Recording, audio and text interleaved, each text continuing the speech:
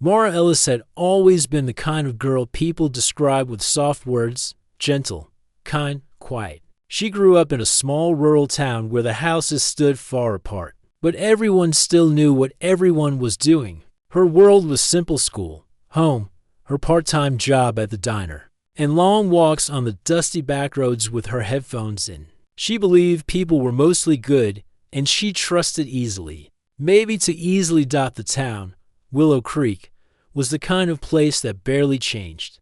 The same families owned the same land for generations, and the same families made most of the rules and spoken rules, but rules all the same. If your family name meant something, you could walk around with confidence. If it didn't, you learned to stay quiet and grateful. Mara's family name didn't mean anything. Her father drove trucks. Her mother worked at the grocery store. They were good people, but not influential people.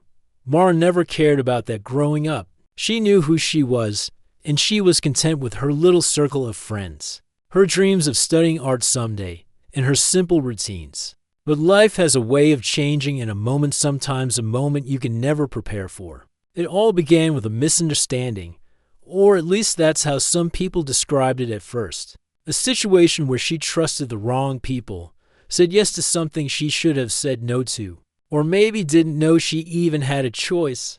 Whatever the details were, they became quickly twisted in ways she never imagined possible. The people involved were older, respected, and connected to the wealthiest family in town.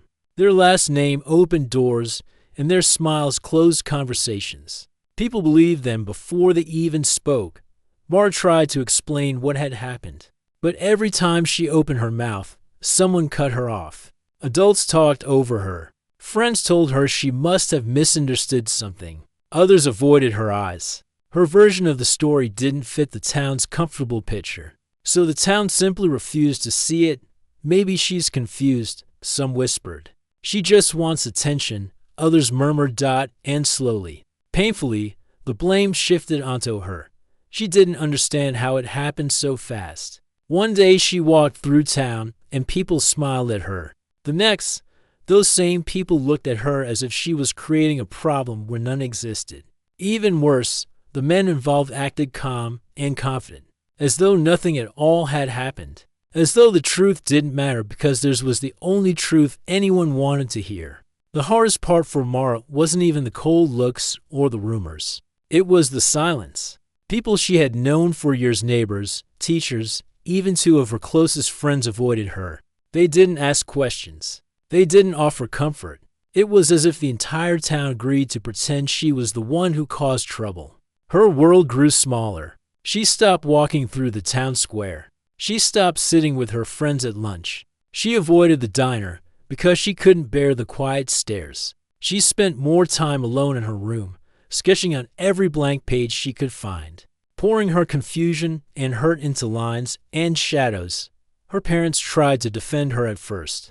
They went to the authorities, asked questions, demanded to know why no one was listening to their daughter. But the deeper they pushed, the more doors closed.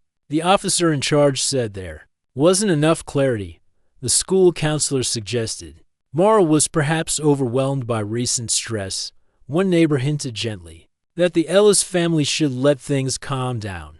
For the sake of the community, eventually. Even her parents grew quiet, not because they didn't believe her, but because they didn't know how to fight a system built to protect the powerful. Mara could see the helplessness in their faces every time they looked at her. It made her feel responsible for their pain, too. And so she changed. She became quieter, but not in the old gentle way. This silence came from something deeper, silence of someone who realized no one was coming to help. Her innocence faded, not because of what had happened, but because of what followed: the doubt, the gossip, the abandonment. One afternoon, after months of living under a cloud she couldn't escape, Mara packed a small bag, left a note on her bedroom desk, and walked out the door before sunrise. She didn't know exactly where she was going. She only knew she couldn't stay in Willow Creek another day. She felt like a ghost in her own home, and the weight of everything she carried made it impossible to breathe. She moved to a bigger town an hour away, found a job in a bookstore, rented a small apartment above a garage, and did everything she could to rebuild herself from the ground up. She didn't talk about her past. She didn't let people get too close. She focused on working, earning, surviving. Little by little, she learned how to live in a world that wasn't always kind. She learned how to observe people, how to read motives, how to protect her boundaries. She grew sharper, stronger, and much more aware of the world around her. But healing is not the same as forgetting, even years later. The memories of Willow Creek didn't fade. They lingered like echoes in her mind, not constant, but always present. Sometimes she woke up in the middle of the night with a rush of emotions she couldn't explain. Other times she would be shelving books at work and suddenly remember a moment she had tried so hard to bury. She lived her life forward, but part of her was still stuck in that small town, still hearing the things people said about her, still carrying the words they never said. One day, while scrolling through an online forum, Mara came across a thread discussing local legends and hidden stories. From different parts of the state, people shared tales about mysterious characters, old secrets, or rumors tied to certain towns. She didn't think much of it until she saw a name that made her pause. Jace Calder. The comment described him as a man with a dangerous reputation, an ex-member of a motorcycle group who had disappeared after a conflict that no one would fully explain. Some said he lived somewhere near Willow Creek now, far from the main roads. Some said he wanted peace and kept to himself. Some said the powerful families in town were terrified of him. Mara stared at the name longer than she meant to. She didn't know Jace. She had never met him. But she recognized the last name, Calder. It appeared in old newspapers sometimes, usually in connection with legal disputes or feuds involving the same influential families who once controlled Willow Creek. The more she read, the more a strange idea formed in her mind. Not a plan, not yet, but a spark, a possibility. The men who had ruined her life had influence, connections, and confidence. They believed they were untouchable. But the thought that there was someone out there, someone they feared, someone who existed outside their control, made Mara sit a little straighter, with curiosity pushing her forward. She spent the next few evenings reading everything she could find about Jace Calder. What stood out most wasn't the dramatic rumors, but the quiet consistency. People described him as someone who disappeared from trouble, rather than ran toward it, someone who had been wronged himself, someone who did not forget those who hurt him. As she continued reading, something inside Mara shifted. For years she had focused on surviving, on rebuilding her life quietly. But now, for the first time since leaving Willow Creek, she didn't feel powerless. She felt awake, alive in a way she hadn't in a long time. Her past no longer felt like a story she needed to avoid. For once, it felt like something she might be able to face. The spark inside her grew not into anger, but into determination, a determination to reclaim the part of herself that Willow Creek had taken. She didn't yet know what she would do. She didn't know what role Jace Calder might play in her future, if any at all. But the simple knowledge that the men who wronged her feared someone gave her something precious. Hoped out, real hope, the kind of hope that whispers, maybe you aren't powerless anymore. Maybe this time you write the ending. And so, Mara made a quiet promise to herself. One day, she would return to Willow Creek not as the broken girl they dismissed, but as the woman who refused to let her story end in silence. When Mara returned to Willow Creek after 6 long years, the town looked the same. But she didn't feel the same. The quiet roads, the fields stretching endlessly, the old diner on the corner, it was all familiar. Yet none of it held the power over her that it once did. She wasn't the soft-spoken girl who left before sunrise. She was a woman who had rebuilt her confidence piece by piece. And she had come back with a clear purpose. She didn't rush into town. Instead, she rented a small room in a lodge outside the main area and spent the first few days just observing. Watching how the town had changed, who still walked where, how people reacted to her return.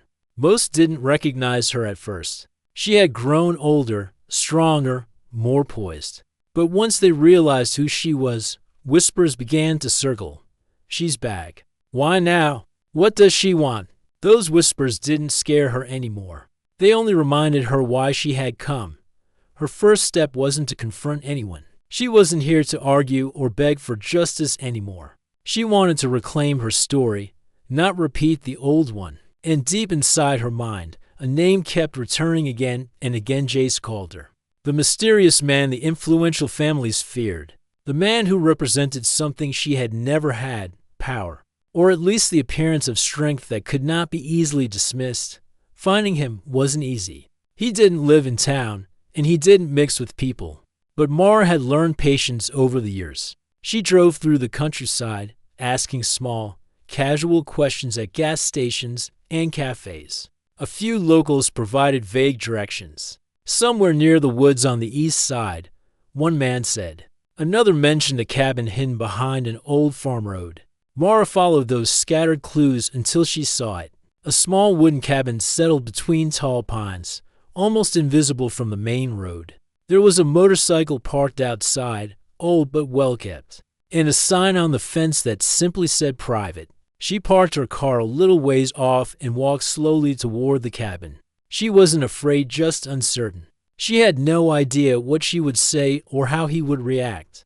But she knocked anyway, 3 steady taps on the wooden door. It took a moment before the door opened. When it did, she found herself looking at a man with calm eyes and a guarded expression. Jace Calder looked older than he did in the pictures she had seen online, but he also looked peaceful in his own distant way.